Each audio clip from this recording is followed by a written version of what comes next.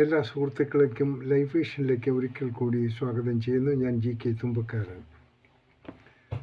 ഇന്നത്തെ വീഡിയോ ചിലവർ എല്ലാവരും മനസ്സിലാക്കേണ്ട ഒരു വീഡിയോ ആണ്.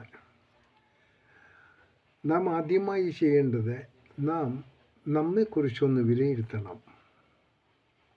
ഒരു സ്ത്രീ ആയിരുന്നാലും, അല്ലെങ്കിൽ ഒരു പുരുഷനായിരുന്നാലും, അല്ലെങ്കിൽ ഒരു പിതാവായിരുന്നാലും, അല്ലെങ്കിൽ ഒരു അമ്മയായിരുന്നാലും, അവർ എപ്പോഴും അവരെക്കുറിച്ച് അവരെക്കുറിച്ചൊന്ന് വിലയിരുത്തണം. എന്നിൽ ഉള്ള ന്യൂനതകൾ എന്താണ്, അതിനെങ്ങനെ പരിഹരിക്കാം, അതിലുള്ള പരിഹാര മാർഗം എന്താണ്, ഇതൊക്കെ ചെയ്യണമെന്നുണ്ടെങ്കിൽ കഴിവതും ദിവസത്തിൽ ഒരിക്കലെങ്കിലും നാം നമ്മെക്കുറിച്ച് വിലയിരുത്തണം. എപ്പോൾ? അതിന് ഏറ്റവും നല്ല സമയം നാം കിടക്കയിലേക്ക് പോകുന്നതിന് മുമ്പാണ്.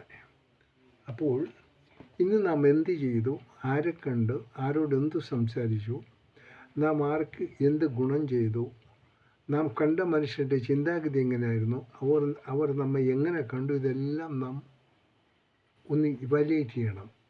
അതായത് നാം നമ്മെ തന്നെ കുറിച്ച് അവലോകനം ചെയ്തു കഴിഞ്ഞാൽ നാം ചെയ്തതിൻ്റെ റിസൾട്ട് നമുക്കപ്പോൾ തന്നെ കിട്ടും. ഈ അവലോകനം ചെയ്യാതെ ഓരോ വ്യക്തികൾ എന്ത് ചെയ്താൽ തന്നെയും അവരെവിടെയും ഒരിക്കലും ഒരു സ്ഥലത്തും എത്തപ്പെടില്ല. ഒരുപക്ഷെ നമ്മളൊരു ജോലിയാണ് ചെയ്യുന്നതെങ്കിൽ തന്നെയും ആ ജോലിയെ അപ്ഗ്രേഡ് ചെയ്യാനും അതിൽ കുറച്ചുകൂടി ശ്രദ്ധിക്കാനും അതിൻ്റെ ചെയ്യണമെങ്കിൽ അതിൻ്റെ ന്യൂനതകൾ നാം പഠിച്ചിരിക്കണം. അതെങ്ങനെ പഠിക്കാം, അതും നമ്മൾ ഇവാലുവേഷൻ ചെയ്യണം. ഒരു സൂപ്പർവൈസറോ ഒരു കമ്പനി മാനേജറോ നമ്മോട് എന്തെങ്കിലും ചോദിക്കുന്നതിന് മുമ്പായി ആ ചോദ്യം വന്നേക്കാമെന്ന് നാം ആലോചിച്ച് കഴിഞ്ഞാൽ നമുക്കത് അതിൻ്റെ ന്യൂനതകൾ നമുക്ക് പരിഹരിക്കാൻ സാധിക്കും. ഇതാണ് നാം എല്ലാവരും കാണേണ്ടത്. ചില മനുഷ്യരുണ്ട്, ജോലി ചെയ്യില്ല. അവർ ആകെ ചെയ്യുന്നത് ഈ മതഗ്രന്ഥങ്ങൾ വായിച്ചിങ്ങനെ നടക്കുക. മതഗ്രന്ഥങ്ങൾ വായിച്ച് ദൈവത്തിനെക്കുറിച്ച് ഇങ്ങനെ തോരാതെ പ്രാർത്ഥിച്ചും പ്രയത്നിച്ചും ഈ ആൾക്കാരുടെ കൂട്ടത്തിൽ ഇരുന്ന് പ്രസംഗം നടത്തിയാലും ഒരു ഗുണവുമില്ല. അവർക്ക് ഈശ്വരൻ കൊടുക്കുന്ന ശിക്ഷ വളരെ മോശമായിരിക്കും. ഇവരൊക്കെ അവസാനം പോയി പെടുന്നത് ഭ്രാന്താലയത്തിലായിരിക്കും. കാര്യം അത് ഭ്രാന്താണ്. കാര്യം ഒരു മതഗ്രന്ഥത്തിലും പറഞ്ഞിട്ടില്ല അധ്വാനിക്കാതെ ആഹാരം കഴിക്കാമെന്ന്. ഒരു മതഗ്രന്ഥത്തിൽ ഒരു പ്രവാചകന്മാരും പറഞ്ഞിട്ടില്ല നിങ്ങൾ എന്നെ തന്നെ എന്നെ തന്നെ ഓർക്കൂ, നിങ്ങൾക്കെല്ലാം ലഭ്യമാകും. വെറും കള്ളത്തരമാണ്. അതെല്ലാം അങ്ങനെ ആരും പറയാറില്ല. അപ്പോൾ ഈ അമ്പലത്തിലായിരുന്നാലും ദേവാലയങ്ങളിലായിരുന്നാലും അവിടെ പൂജ നടത്താനൊക്കെ ഒത്തിരി ആൾക്കാർ കാണും.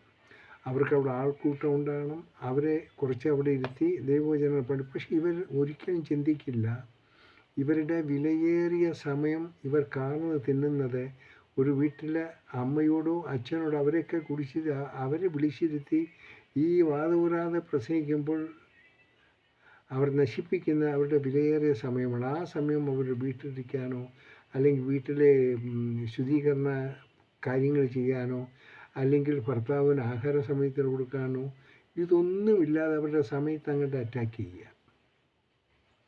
അത് പുരോഹിതൻ്റെ ജോലി അല്ലെങ്കിൽ പൂജാരിയുടെ ജോലി. അത് എങ്കിലും അവർക്ക് ആളെ കിട്ടത്തില്ല. അമ്പലവും കാണും, പള്ളിയും കാണത്തുള്ളൂ.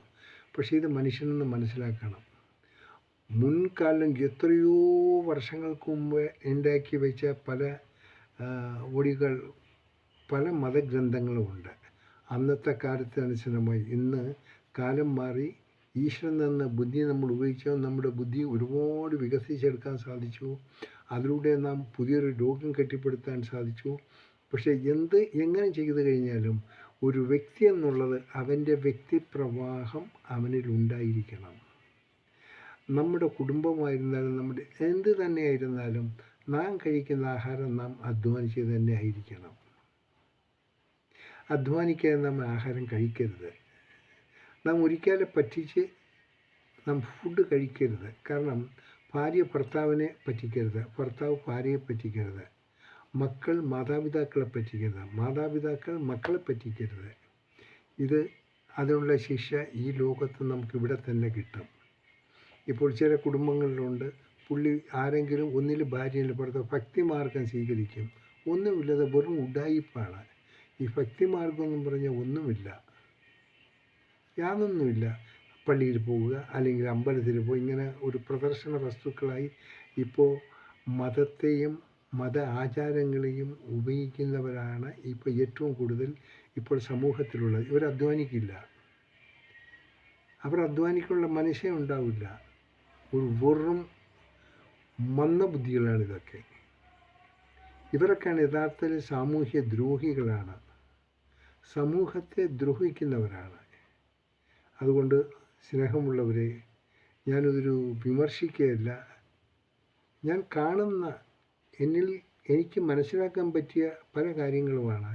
നല്ല കഴിവുള്ളവർ, നല്ല വാക് സാമർഥ്യമുള്ളവർ, ജോലി ചെയ്യാൻ സാധിക്കുന്നവർ, ആരോഗ്യമുള്ളവർ എന്തെങ്കിലും ഉഡായിപ്പ് പേരും പറഞ്ഞ് ഈ മതഗ്രന്ഥങ്ങൾ പഠിക്കാനും ദൈവത്തിനെക്കുറിച്ച് വലിയ ഘോരം പ്രസംഗിച്ച് നടക്കുക, അതിൻ്റെ ആവശ്യമൊന്നുമില്ല.